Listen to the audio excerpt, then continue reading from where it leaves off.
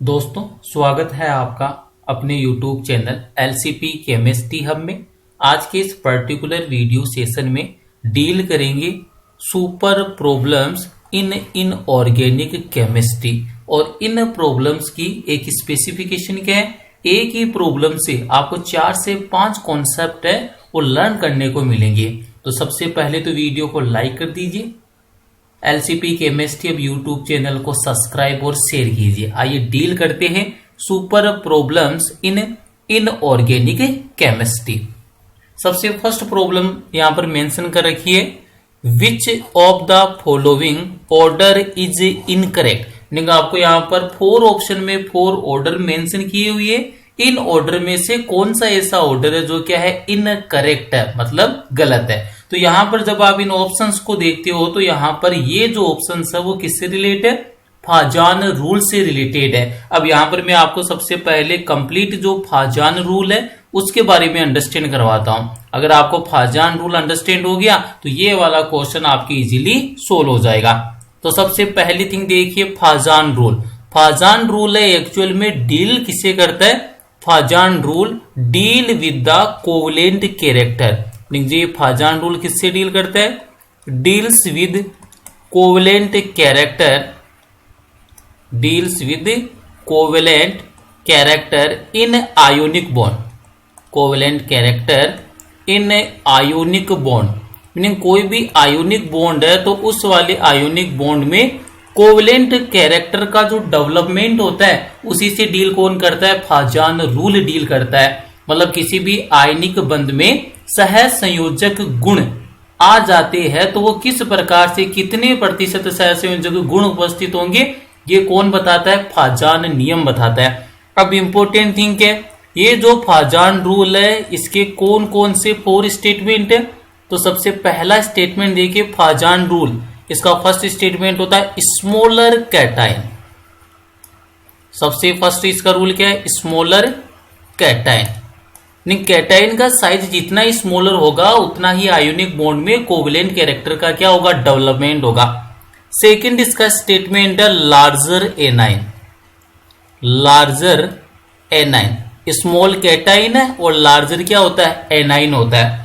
Third इसका statement होता है magnitude of charge.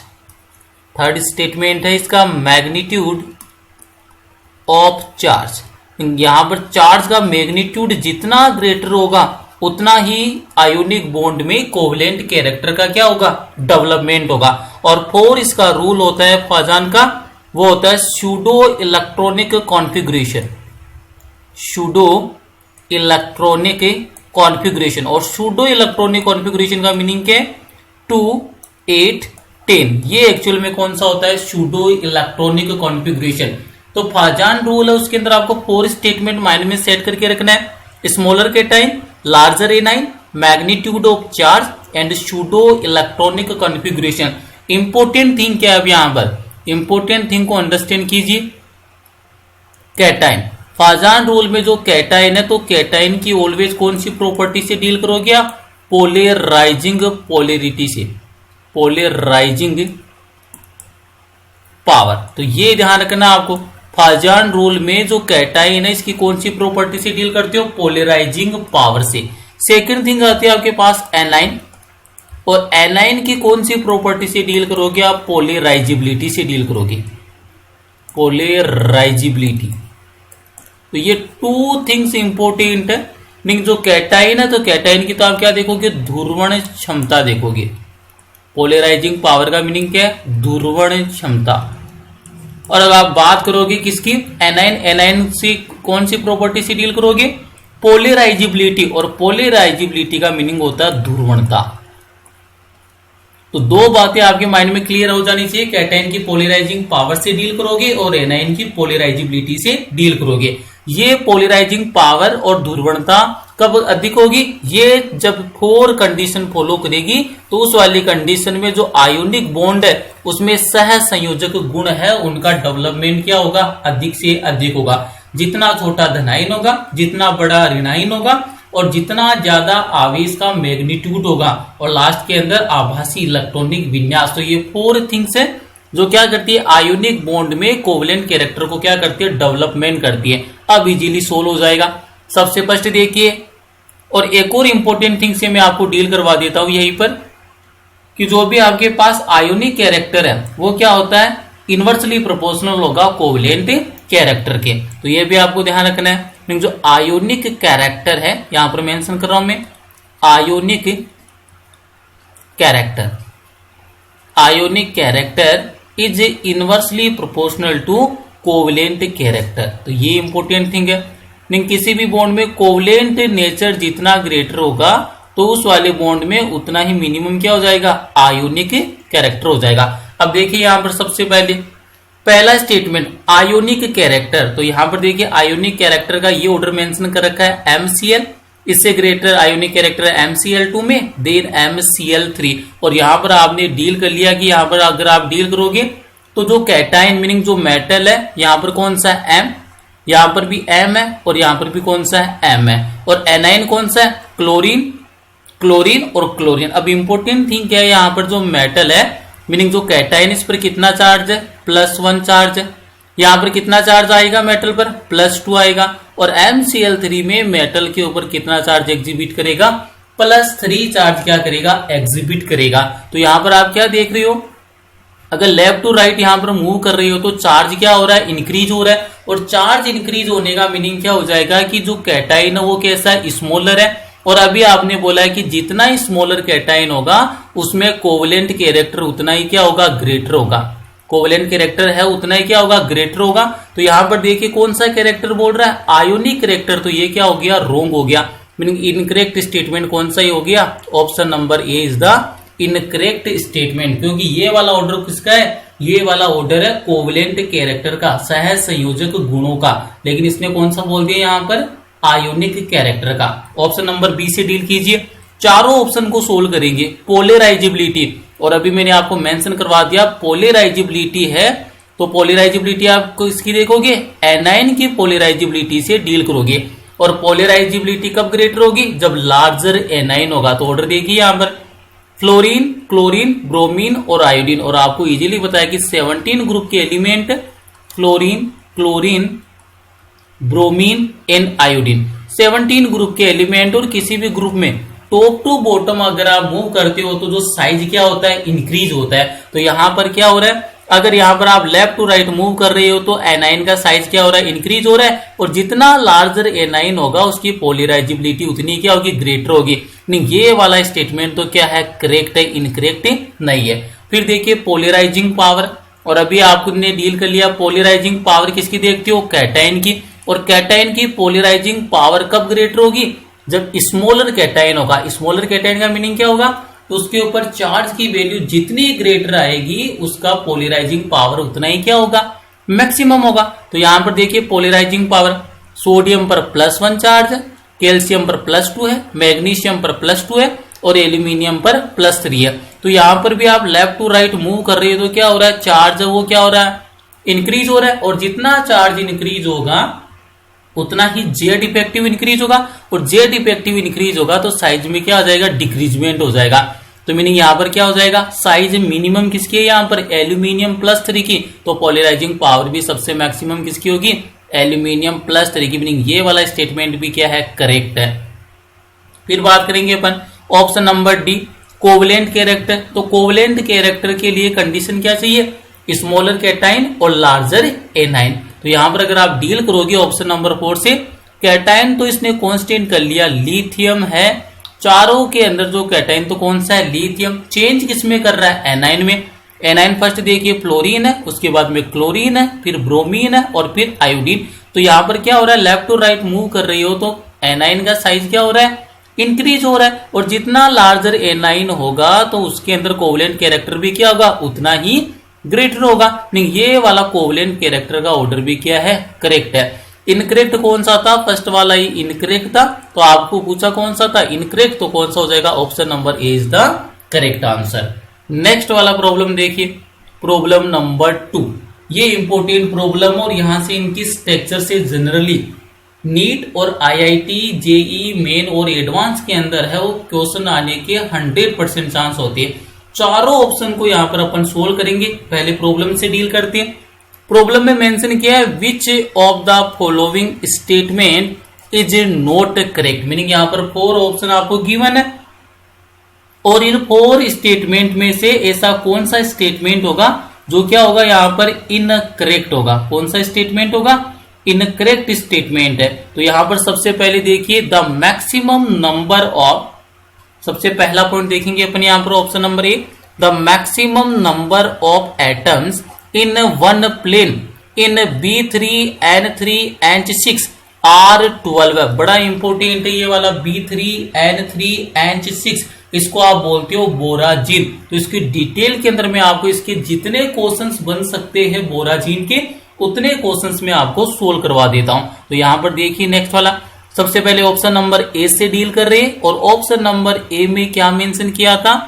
B3 N3 H6। तो सबसे पहली बात आपको यह ध्यान रखना है, इस वाले कंपाउंड को आप क्या बोलते हो? बोराजीन बोलते हो। डायरेक्ट प्रॉब्लम भी आ सकती है आपके नीट और IIT एग्जाम में। B3 N3 और H6 है, इसको आप क्या बोलते हो? बोराजीन बोलते हो। स्ट्रक्चर की बात करेंगे तो इसकी स्ट्रक्चर जस्ट इक्वल होती है बेंजीन। जिस टाइप से बेंजीन की स्ट्रक्चर है उसी टाइप से किसकी स्ट्रक्चर होती है? बोराजीन की स्ट्रक्चर होती है। अब यहां पर स्ट्रक्चर को अंडरस्टैंड कीजिए। ये लीजिए स्ट्रक्चर में यहां पर ड्रॉ कर रहा हूं। ये यहां पर बोरोन, उसके बाद में 2 नाइट्रोजन, उसके बाद में वापिस से 2 बोरोन और उसके बाद में नाइट्रोजन। तो यहां पर जिस टाइप से बेंजीन का स्केलेटन होता है उसी टाइप से आपको बोराजीन का स्केलेटन का फॉर्मेशन करना है। अब बॉन्ड का फॉर्मेशन कर दीजिए, बोरोन और नाइट्रोजन के मिड में बॉन्ड। ये लीजिए जिस टाइप से बेंजीन की स्ट्रक्चर होती है सेम टाइप से मैंने क्या बना दिया? साइक्लिक कंपाउंड का फॉर्मेशन कर दिया। ये तो हो गया B3 N3 और हाइड्रोजन का नंबर कितना है? 6 है। मीनिंग एवरी बोरोन और नाइट्रोजन से आपको क्या अटैच कर देना है? हाइड्रोजन को अटैच कर देना है। तो ये लीजिए नाइट्रोजन से मैंने अटैच कर दिया हाइड्रोजन, बोरोन से hydrogen, every boron and nitrogen से हाइड्रोजन को आपको बॉन्डेड करना है। तो ये मैंने बॉन्डेड कर दिया एवरी बोरोन एंड नाइट्रोजन से हाइड्रोजन को। अब यहां पर इंपॉर्टेंट थिंग देखिए, अंडरस्टैंड करने के लिए अंडरस्टैंड करवाता हूं। बोरोन है तो बोरोन के पास एक्चुअल में क्या होता है? वेकेंट p ऑर्बिटल होता है और नाइट्रोजन के वैलेंस सेल में कितने इलेक्ट्रॉन प्रेजेंट होते हैं? 5। 3 इलेक्ट्रॉन है वो बॉन्ड फॉर्मेशन में यूज हो गए। तो मीनिंग यहां पर कितने इलेक्ट्रॉन रिमेनिंग रह जाएंगे? 2। और 2 इलेक्ट्रॉन का मीनिंग क्या हो जाएगा? 1 लोन पेयर। अब इंपॉर्टेंट थिंग है यही से आपको अंडरस्टैंड करना है कॉन्सेप्ट को। यहां पर क्या होगा? बैक बॉन्डिंग होगी। तो बैक बॉन्डिंग में क्या होगा? ये जो नाइट्रोजन है बोरोन के वेकेंट p ऑर्बिटल में इलेक्ट्रॉन का क्या कर देगा? डोनेशन कर देगा और किसका फॉर्मेशन कर लेगा? पाई बॉन्ड का फॉर्मेशन कर लेगा। इसको बोलते हो आप पाई बैक बॉन्डिंग बोलते हो। क्या बोलते हो इसको? पाई बैक बॉन्डिंग। तो ये जो पॉसिबिलिटी है वो तीनों नाइट्रोजन के पास है। तो यहां पर एक्चुअल में क्या हो जाएगा? बोरोन एंड नाइट्रोजन के मिड में pi bond meaning double bond का फॉर्मेशन हो जाएगा। और ऐसा क्यों हो रहा है? क्योंकि बोरोन के पास क्या प्रेजेंट है? वेकेंट p ऑर्बिटल और नाइट्रोजन के पास क्या प्रेजेंट है? Extra lone pair of electron. तो यहां पर किसका फॉर्मेशन हो जाएगा? पाई बैक बॉन्डिंग के थ्रू पाई बॉन्ड का फॉर्मेशन हो जाएगा। तो यहां पर देखिए सेम टाइप से ये वाला नाइट्रोजन इस वाले बोरोन के वेकेंट p ऑर्बिटल में डोनेट करके पाई बॉन्ड का फॉर्मेशन कर लेगा और इसी टाइप से ये वाला नाइट्रोजन इस वाले बोरोन के वेकेंट p ऑर्बिटल में electron pair meaning lone pair को डोनेट करके पाई बॉन्ड का फॉर्मेशन कर लेगा। तो एक्चुअल में अगर आप इसकी अब स्ट्रक्चर से डील करोगे तो किस टाइप की स्ट्रक्चर हो जाएगी? ध्यान से देखिए यहां पर फॉर्मेशन हो जाएगा पाई बॉन्ड का। तो बोरोन और नाइट्रोजन के मिड में सिग्मा बॉन्ड नहीं आकर कौन सा बॉन्ड एग्जिस्ट करेगा? पाई बॉन्ड एग्जिस्ट करेगा। कौन सा बॉन्ड एग्जिस्ट करेगा? पाई बॉन्ड का फॉर्मेशन होगा। तो यहां पर देखिए अल्टरनेट मैनर में डबल बॉन्ड आ रहा है मीनिंग पाई बॉन्ड वो अल्टरनेट मैनर में आ रहा है। ये double bond single bond double bond single bond double bond single bond और डबल बॉन्ड। तो ये होगी आपकी किसकी स्ट्रक्चर? बोराजीन की स्ट्रक्चर। इंपॉर्टेंट थिंग देखिए यहां पर ये जो नाइट्रोजन है इसका हाइब्रिडाइजेशन भी क्या होगा? sp2 hybridisation. कैसे फाइंड आउट करते हो?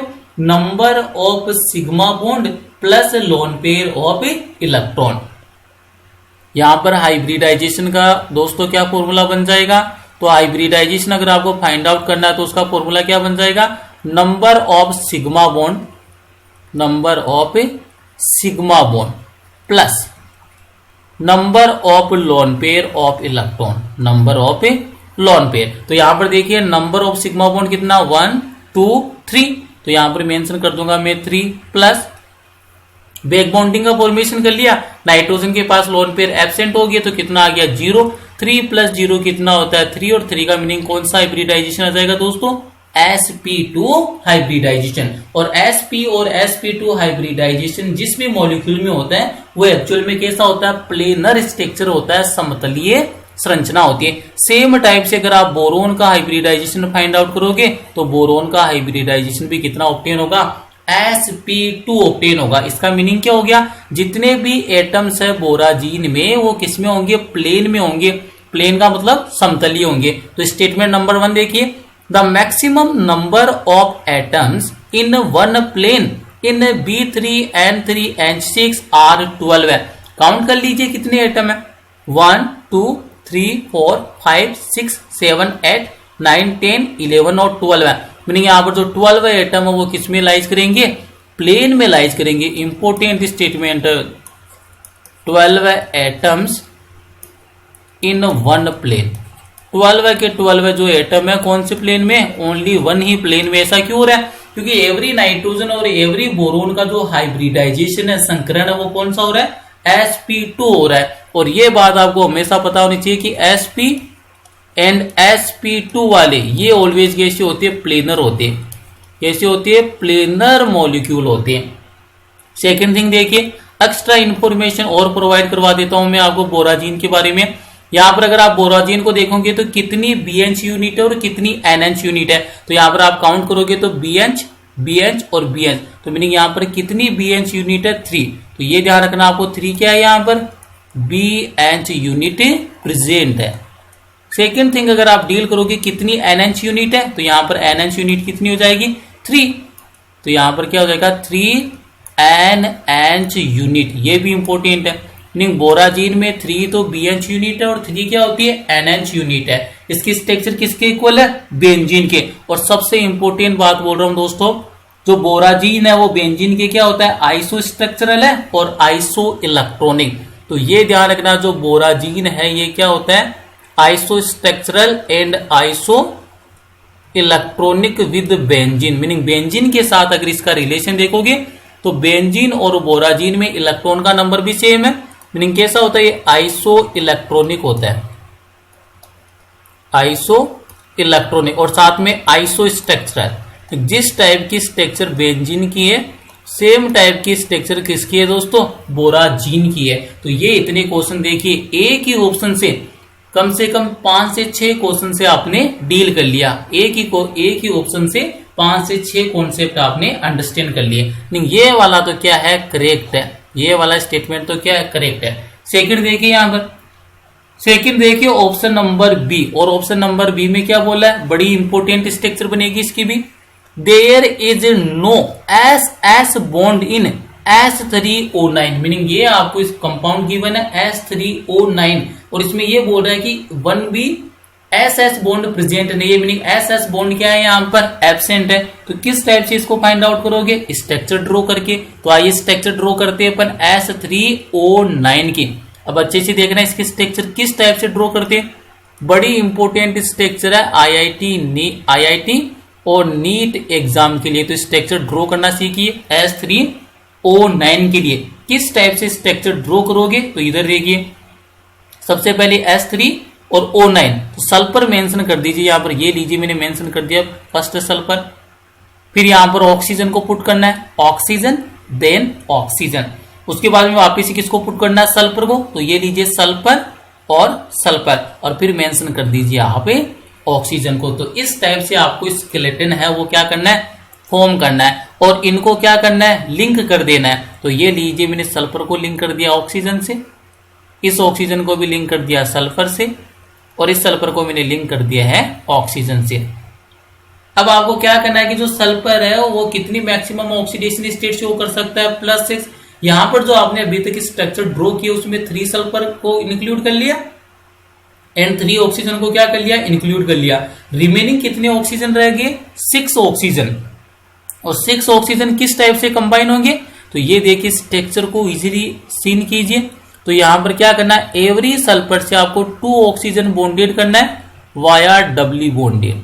ये लीजिए सल्फर है, तो यहां पर क्या करना है, आपको 2 ऑक्सीजन को यहां पर बॉन्डेड कर दीजिए डबल बॉन्ड के थ्रू। सेम टाइप से इस वाले सल्फर से भी 2 ऑक्सीजन को आपको क्या करना है, बॉन्डेड करना है वाया डबल बॉन्ड से। अब अगर आप देखोगे तो जो S3O9 मॉलिक्यूल है उसकी स्ट्रक्चर आपने इजीली ड्रॉ कर ली है। और यहां पर इंपॉर्टेंट थिंग क्या है, ये जो सल्फर है इसकी अगर ऑक्सीडेशन स्टेट आप अगर फाइंड आउट करोगे इस वाले ऑक्सीजन की, तो ऑक्सीजन से इलेक्ट्रोनेगेटिविटी किसकी ग्रेटर है, ऑक्सीजन की।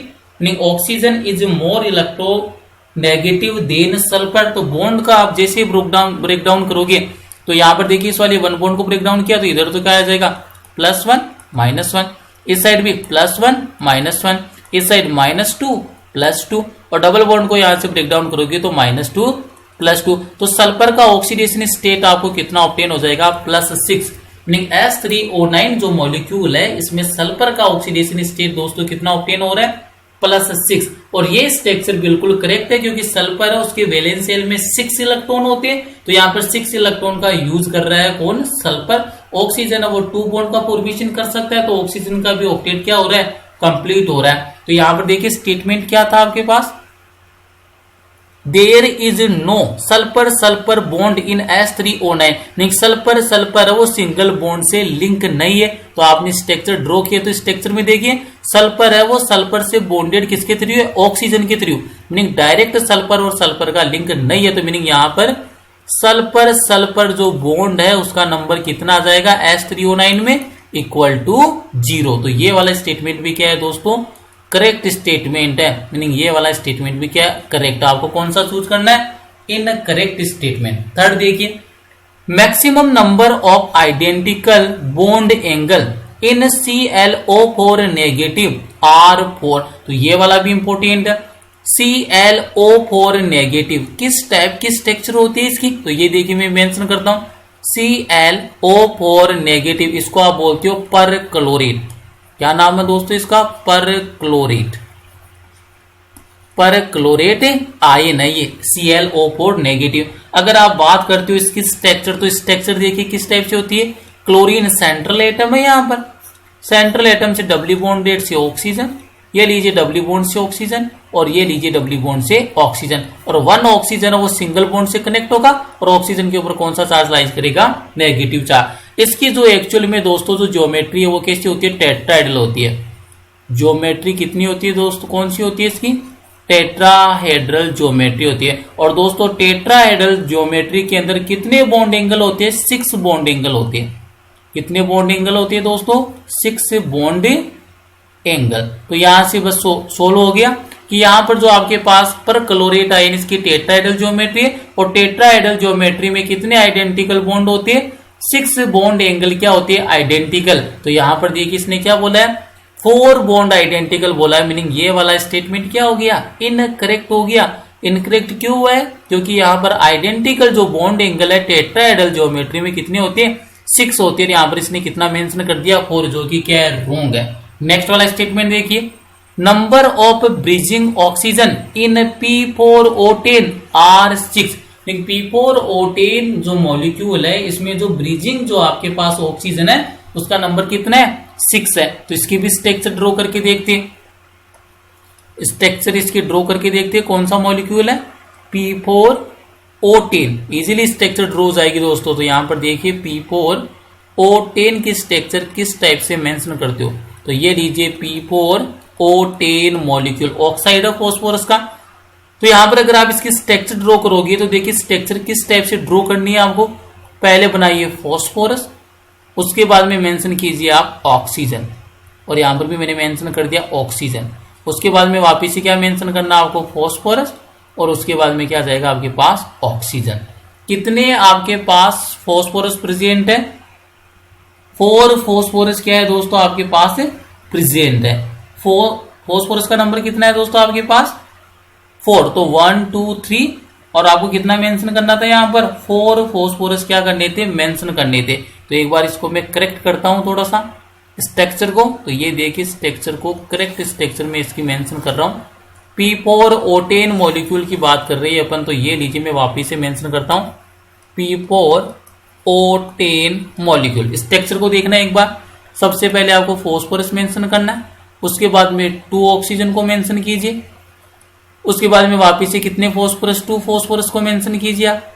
तो ये लीजिए फॉस्फोरस देन फॉस्फोरस, उसके बाद में वापिस से मेंशन कीजिए आप 2 ऑक्सीजन को और फिर से मेंशन कर दीजिए आप फॉस्फोरस को। इस टाइप से आपको स्केलेटन का फॉर्मेशन करना है। और यहां पर अब क्या करना है, इनको लिंक कर दीजिए। तो ये लीजिए ऑक्सीजन से फॉस्फोरस, फॉस्फोरस और ऑक्सीजन है, इनको आपको क्या कर देना है, लिंक कर देना है। तो ये लीजिए दोस्तों मैंने क्या कर दिया, इनको लिंक कर दिया। तो यहां पर P तो कितना आ गया 4, लेकिन ऑक्सीजन का नंबर कितना है 10।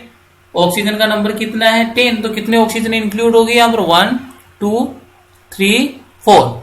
एवरी फॉस्फोरस और ऑक्सीजन है, एवरी फॉस्फोरस को आपको ऑक्सीजन के थ्रू क्या करना है, लिंक करना है। ये वाला जो फॉस्फोरस है दोस्तों, ये भी आपको किससे लिंक करना पड़ेगा, ऑक्सीजन से क्या करना पड़ेगा, लिंक करना पड़ेगा। सेम टाइप से ये दोनों फॉस्फोरस को भी आपको किससे लिंक करना पड़ेगा, ऑक्सीजन से लिंक करना पड़ेगा। तो ये लीजिए इन दोनों फॉस्फोरस को भी मैंने किससे लिंक कर दिया, ऑक्सीजन से, और इन दोनों फॉस्फोरस को भी मैंने किससे लिंक कर दिया, ऑक्सीजन से। अब अगर आप स्केलेटन देख रहे हो तो P4 आ गया, ऑक्सीजन का नंबर कितना आ गया दोस्तों 6, रिमेनिंग ऑक्सीजन कितने हैं 4, मीनिंग एवरी फॉस्फोरस से डबल बॉन्ड के थ्रू ऑक्सीजन को अटैच कर दीजिए। तो ये लीजिए P डबल बॉन्ड हो, यहाँ पर भी किसका फॉर्मेशन हो जाएगा, P डबल बॉन्ड हो, यहाँ पर भी किसका फॉर्मेशन हो जाएगा, P डबल बॉन्ड हो, और इस वाले फॉस्फोरस से भी क्या अटैच हो जाएगा, P डबल बॉन्ड ओ। तो ये एक्चुअल में किसकी स्ट्रक्चर होती है, P4O10 मॉलिक्यूल की स्ट्रक्चर होती है। एक्स्ट्रा इंफॉर्मेशन आपको प्रोवाइड करवा देता हूं मैं यहाँ पर जितने भी फॉस्फोरस है, इन सभी फॉस्फोरस का हाइब्रिडाइजेशन कौन सा होगा,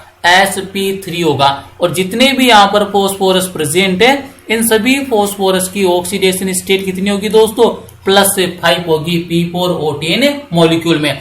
अगर आपको यहाँ पर बात करें PP बॉन्ड, तो यहाँ पर देखिए फॉस्फोरस और फॉस्फोरस डायरेक्टली बॉन्डेड नहीं है, ऑक्सीजन के थ्रू बॉन्डेड है। तो मीनिंग यहाँ पर PP बॉन्ड का नंबर कितना आएगा, 0 आएगा। सेकेंड थिंग POP बॉन्ड, तो अगर ये वाला बॉन्ड का नंबर पूछे POP बॉन्ड, तो देखिए कितना हो जाएगा 1 2 3 4 5 और 6, मीनिंग POP बॉन्ड का नंबर कितना आएगा, 6 आएगा। अगर आपसे ये पूछे P डबल बॉन्ड O का नंबर, तो P डबल बॉन्ड O का नंबर आप देखेंगे तो यहाँ पर कितने 4, ये 1 2 3 4। तो यहाँ पर देखिए कौन सा पूछा था आपसे, number of bridging oxygen. Bridging oxygen का मीनिंग क्या है, फॉस्फोरस और फॉस्फोरस को कनेक्ट करने वाला। ब्रिजिंग ऑक्सीजन का मीनिंग यहाँ पर किससे ले रहा है, POP बॉन्ड से, मीनिंग फॉस्फोरस को ब्रिज के थ्रू क्या कर रहा है, कनेक्ट कर रहा है ऑक्सीजन। तो नंबर कितना है 6 है, और यहाँ पर भी कितना मेंशन किया है, 6 मेंशन किया, मीनिंग ये वाला स्टेटमेंट भी क्या करेक्ट है। कौन सा पूछा था, इनकरेक्ट, और इनकरेक्ट कौन सा हुआ है दोस्तों, option number C is the correct answer. Next देखिए, अब यहाँ पर अगर आप इसको देखोगे तो एक ऑप्शन को मैं कंप्लीटली एक्सप्लेन कर रहा हूं। इसका बेनिफिट क्या होगा, यहाँ पर आपको एक ही क्वेश्चन से कम 6 से 7 कॉन्सेप्ट है वो सीखने को मिलेंगे। लास्ट प्रॉब्लम देखते हैं आज की इस वीडियो सेशन की।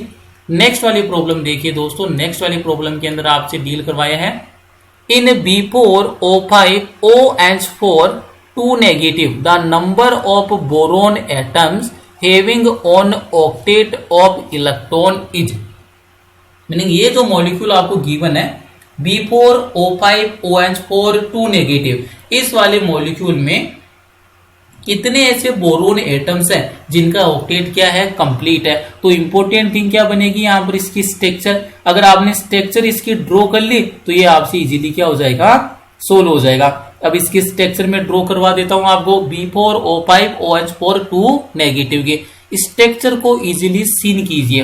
किस टाइप से स्ट्रक्चर बनानी है, तो सबसे पहले तो आपको मेंशन करना है यहाँ पर बोरोन एटम, इससे साइड एटम में आपको कनेक्ट करना है ऑक्सीजन। तो ये लीजिए मैंने साइड में किसको अटैच कर दिया है, ऑक्सीजन को अटैच कर दिया।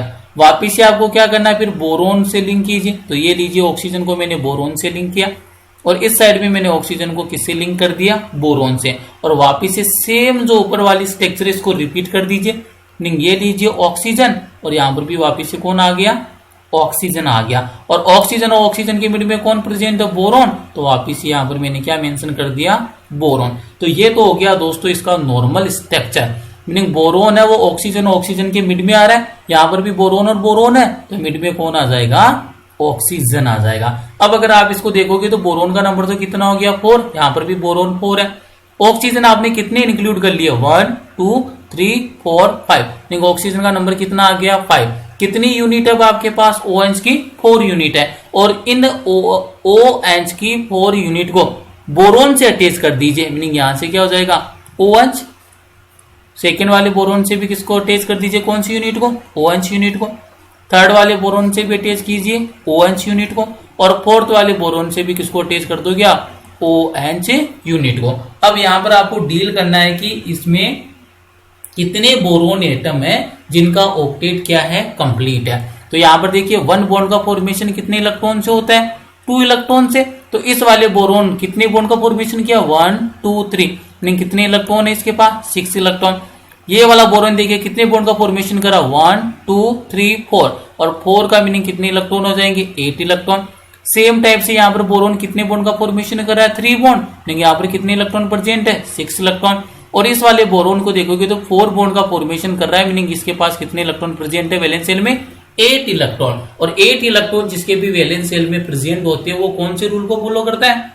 ऑक्टेट रूल को फॉलो करता है। तो B4 O5 OH4 2 नेगेटिव जो स्ट्रक्चर है इसमें कितने बोरोन एटम्स है जिनका ऑक्टेट कंप्लीट है?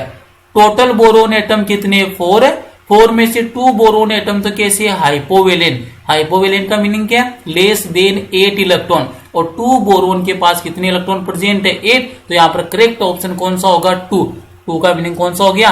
Option number C is the correct answer. दोस्तों अगर आपको इसी प्रकार के वीडियोज चाहिए केमिस्ट्री के सुपर प्रॉब्लम जो कि नीट और IIT JEE मेन और JEE मेन और एडवांस एग्जाम के लिए इंपोर्टेंट है, तो आपको इस वीडियो को लाइक करना है, कमेंट करना है, LCP chemistry hub YouTube channel को सब्सक्राइब करना है, और ज्यादा से ज्यादा LCP chemistry hub YouTube channel को अपने क्लासमेट और फ्रेंड्स के साथ शेयर करना है। Thank you.